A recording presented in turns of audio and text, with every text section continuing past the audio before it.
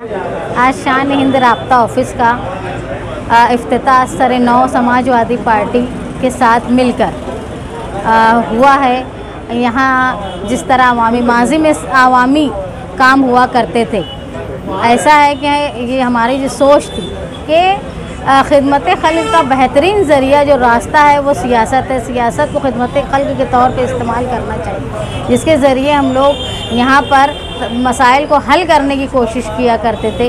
उसमें समाजवादी पार्टी के साथ मिलकर निहाली सोच को और शहर में वसी करने के लिए एक नई शुरुआत की गई है। यहाँ पर तमाम मालेगांव शहर के तमाम मसाइल के अलावा स्पेशली जिसमें लोग ज़्यादा परेशान होते हैं, एक पावर का मसला है जो घरेलू पावर सार्फिन से लेकर कमर्शियल पावर सार्फिन तक परेशान है। जब से बिजली कंपनी आ गई है उसमें परेशानी में शिद्दत बढ़ गई है। इसके लिए यहाँ रोज़ाना 7 बजे से लेकर 9 बजे तक जाहिद नदवी साहब बैठेंगे जो अपने खिदमात अंजाम देंगे। दूसरा, ये बुलंद इकबाल हेल्थ कमेटी की तरफ से ऐसे लोग जो माली तौर पे कमज़ोर हैं और कानून की कम मालूमात रखते हैं, उनको हॉस्पिटलों से ठगा जाता है। ये शिकायत बहुत ज़्यादा हमारे पास आया करती थी कि उनको रियायती जब पूरे इलाज फ्री में होते हैं उन पर भी कुछ न कुछ पैसे लेकर हॉस्पिटल वाले उनको कमज़ोर समझ के, नामालूम समझ के ठगते थे। उसको रोकने के लिए जो शिकायत हमारे पास, उसको रोकने के लिए बुलंद इकबाल हेल्थ कमेटी की तरफ से यहाँ हम लोगों को बैठाएंगे जो रोज़ाना 8 बजे से लेकर 11 बजे तक अपनी खिदमात अंजाम देंगे। लोगों को बीमारियों के ताल्लुक़ से जो बीमारी की स्कीम में आती है वो भी, और जो नहीं आती है उसमें भी मदद करने की कोशिश करेंगे। दूसरा, ऑनलाइन काम जो यहाँ वोटर लिस्ट का काम होगा, पैन कार्ड का काम होगा, तमाम सरकारी दस्तावेज़, उसमें हम कोशिश करेंगे कि उनको ज़्यादा से ज़्यादा सहूलत मिले। वजह यह है कि NRC और CAA का मामला जो है वो ख़त्म नहीं हुआ, इसलिए मेरी शहर के लोगों से अपील है कि वोटर लिस्ट में नाम बढ़ाने के लिए अपनी तादाद बढ़ाएं। एक मौका है, एक अहम सबूत है हमारी शहरियत बताने का जो यहाँ पर हमारे यहाँ हो रहा है। बहुत बड़ा स्टाफ है। मैं ये मानती हूँ कि मालेगांव शहर में क्या, इतराफ़ में भी कोई एक ऐसी ऑफ़िस नहीं होगी जहाँ इतने सारे मसाइल का हल मिलता होगा। हमको खुशी है इस बात की कि इस राब्ता ऑफिस समाजवादी पार्टी की ऑफ़िस से इतने सारे काम हो रहे हैं जो हम नहीं कहीं सुने हैं, जितना काम एक छत के नीचे यहाँ पर हो रहा है। दूसरा, बिलखुसूस टेक्सटाइल जो मालेगांव शहर की रीढ़ की हड्डी जो है वो है बुनकर और पावर लूम, इनके लिए कोशिश हम लोग करते आए हैं। और अब हमको जो है 2 GLA MLA मिले हैं जो मुसलसल टेक्सटाइल पॉलिसीज़ और पावर के ख़िलाफ़ अबू आसिम आज़मी साहब और रईस शेख साहब मुसलसल अहवान में आवाज़ उठा रहे हैं। हमको खुशी है कि हम मालेगांव शहर की इस ऑफ़िस से लेकर असम्बली के हॉल तक मालेगांव शहर के बुनकरों का और पावर सार्फिन की मदद के लिए कोशिश करते रहेंगे। आज ही की बात है जब सवाल अबू आसिम साहब ने बताया, मालेगांव शहर को मेंशन करके ये बताया कि यहाँ बिजली कंपनी किस तरह सार्फिन को ठग रही है, सार्फिन के साथ साथ गवर्नमेंट के भी पैसों को ठग रही है, तो मिनिस्टर को खड़े होकर ये बोलना पड़ा कि ये चीज़ हमारे इल्म में नहीं थी।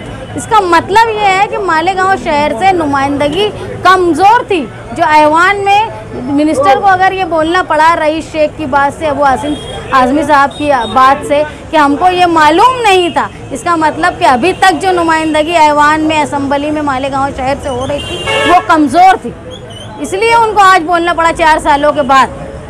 तो हम लोग बेहतर तरीके से नए सिरे से काम कर रहे हैं, चाहे टेक्सटाइल पॉलिसी का मामला हो, चाहे पावर सार्फिन का मामला हो, चाहे हेल्थ का या मालेगांव शहर के आम लोगों का, और कारपोरेशन से मुंसलिक तमाम मामलात में हम लोग रहनुमाई करने के लिए कोशिश करेंगे। और तमाम मालेगांव शहर के फ़िरका परस्ती अगर किसी पर होती है, जुल्म होता है, तो उसके ख़िलाफ़ हम निहाली ताकत, निहाली अंदाज में जवाब देने की कोशिश करेंगे। आमतौर पर मालेगांव में ऐसा देखने में आया है कि किसी पार्टी में शमूलियत इख्तियार करने के बाद सदारत मिलती है, सदारत मिलने के बाद राब्ता ऑफिस या पार्टी ऑफिस का इफ्तिताह होता है। तो आप समाजवादी पार्टी के किस ओहदे पर है? देखो, मुझे लगता है कि हम ओहदे के कायल नहीं हैं और ओहदे की बात जो है वो ऊपर वाले तय करेंगे। हमको लगता था कि भाई सियासत जो है वो खिदमत खल्क़ का ज़रिया है। हम पहले भी माजी में खिदमत खल्क़ किया करते थे। जब हमने नए सिरे से नई पार्टी में मजबूरी थी हमारी जनता दल को छोड़ना बीजेपी के साथ पैक्ट होने के बाद, तो हमने हमारी हम ख्याल पार्टी जनता परिवार के हिस्से को चुना और हमने नई असर-ए-नौ खिदमत की पोस्ट मिलना, ओहदा मिलना, ये ऊपर तय होगा, लेकिन खिदमत खल्क का रास्ता नहीं रुकना चाहिए, उसमें देरी नहीं होना चाहिए, इसलिए हमने हमारा काम शुरू कर दिया। समाजवादी पार्टी के अभी जो सदर थे बॉडीज ऑफ डिसॉल्व हो गई है, वो अभी आसपास नज़र नहीं आ रहे हैं, कुछ तालमेल में कुछ कमी आ गई है क्या? नहीं, ऐसा है कि हम लोगों ने पार्टी और राब्ता ऑफिस का इफ्तिताह किया, तो ना हमने कोई इनफरादी तौर पे किसी को दावतनामा दिया, हमने अखबार के ज़रिए, व्हाट्सएप के ज़रिए अवामी तौर पे सबको बुलाया था और सबके लिए खुश आमदीद था। अब वो शायद किसी मसरूफियत की वजह से नहीं आ पाए होंगे। यूसुफ भाई की बात करें, वो हमारे लिए हमेशा से मोतबर थे, आज भी मोतबर है, वो जैसे ही फुर्सत पाएंगे ज़रूर आएंगे, मैं ऐसा मानती हूँ।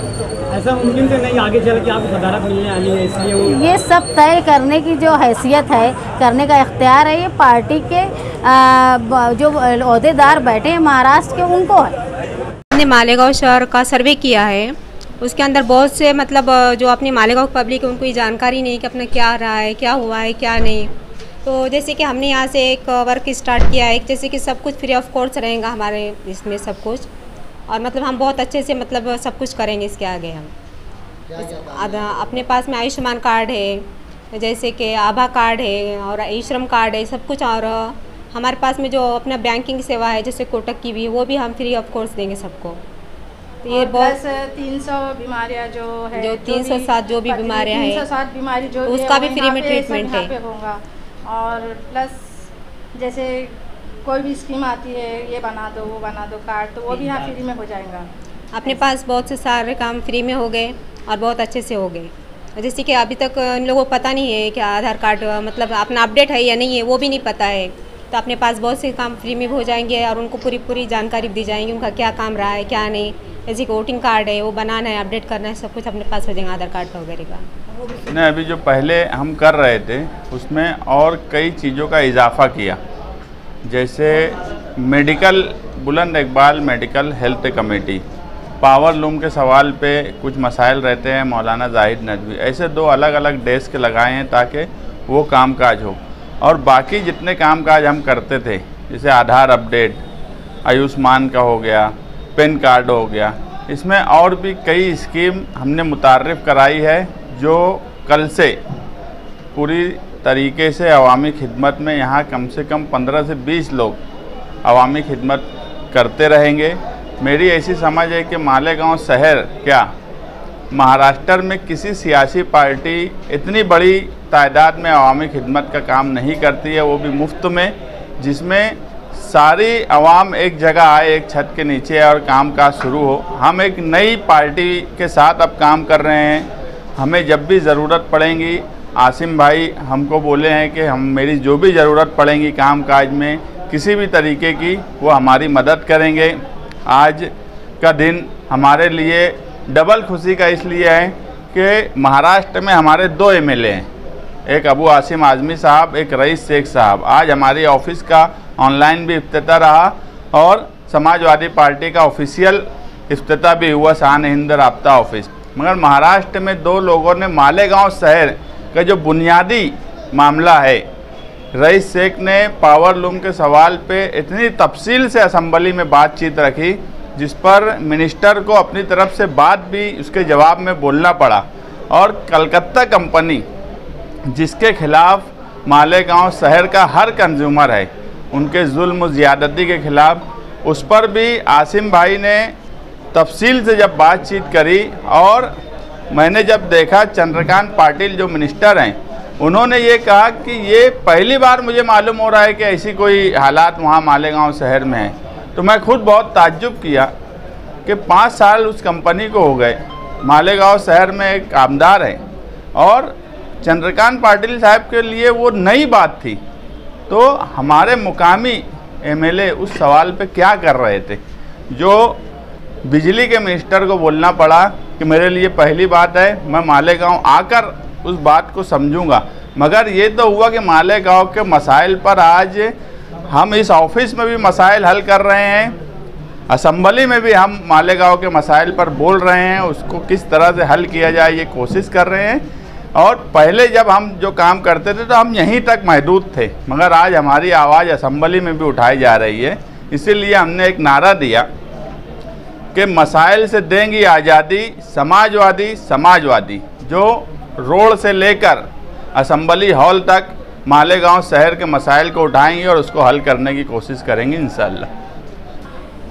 मेहनत हमारे, इसके लिए मैं निहाली वर्कर जो है वो उनको एक उम्मीद नज़र आ गई है कि समाजवादी पार्टी अब जो है ये मुसलसल तरक्की करेंगी, और ये हमारे वर्कर जो हैं मैं उनको ही इसका क्रेडिट दूंगा, जो मुसलसल रोड पर कामकाज कर रहे हैं, ऑफिसों में कामकाज कर रहे हैं।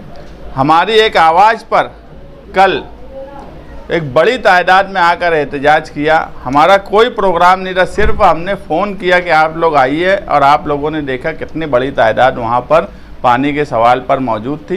तो ये हमारे वर्करों का कमाल है, हमारे वर्कर जो मेहनत कर रहे हैं। इंशाअल्लाह इस शहर को उसका रिज़ल्ट मिलेगा, और आने वाले वक्त मैं हमेशा बोला कि 2024 मालेगांव शहर की शहरियान के लिए इम्तिहान का वक्त है कि 2024 में सारे इलेक्शन एक के बाद एक होने वाले हैं, और मालेगांव शहरियान को ये फैसला करना होगा कि उनके बच्चों का मुस्तकबिल किस तरह से तय होगा। ये 2024 इलेक्शन मालेगांव शहर में तय करेगा। सचिन भाई, जैसा आपने कहा कि वो मिनिस्टर को पहली बार 5 साल में मालूम पड़ा, यहाँ तो बिजली कंपनी के बारे में, लेकिन 5 सालों में 2 बार गवर्नमेंट भी चेंज हुई है, तो मिनिस्टर भी चेंज हुए। नहीं, देखो मिनिस्टर, ये आज शिंदे गवर्नमेंट को लगभग 2 साल होने पे आया। इससे पहले भी जो सरकार थी, आज अगर 2 साल में भी एक मिनिस्टर ये हॉल में बोल रहा है, ये तो मुझे नहीं मालूम। मैं जो उनकी वीडियो देखा उसमें वो बोले कि यार ये हमारे लिए नई बात है, हमको तो मालूम ही नहीं था। तो आज 2 साल का वक्फा तो ये होने पे ही है ना। ऐसा है कि बिजली का मसला आप मीडिया वाले हैं, आपको नहीं मालूम क्या ये कलकत्ता कंपनी के कितने मसाइल हमारे यहाँ है अलग अलग तरीके से। एक बम्बई का एमएलए अगर वो मसाइल असम्बली में उठा रहा है और मिनिस्टर ये बोल रहा है कि हमारे लिए पहली बार है, ठीक है, असम्बली के अलावा भी तो उनके पास नुमाइंदे का काम क्या है कि अपने मसाइल जिस डिपार्टमेंट के है उस डिपार्टमेंट के पास जाकर रखा जाए, मगर वो चीज़ नहीं हो रही है। इसीलिए उनको बोलना पड़ा कि यार पहली बार मुझे ये मालूम पड़ा, मैं मालेगांव आऊँगा। वो कब आएंगे, क्या आएंगे, हम लोग कल जाने वाले हैं। आंगनवाड़ी का एक बड़ा मोर्चा है नागपुर अजलास में, वहाँ आसिम भाई से मिलेंगे, उनको मुबारकबाद भी देंगे, रईस शेख को भी मुबारकबाद देंगे, और उनसे समझेंगे कि वो कलकत्ता कंपनी के ताल्लुक से चंद्रकांत पाटिल साहब ने जो बोला है तो आगे वो किस तरह से काम करेंगे। तो हम यहाँ पर बुनकर और घरेलू कंज्यूमरों से बातचीत करके उनकी मीटिंग इंशाअल्लाह लगाएंगे।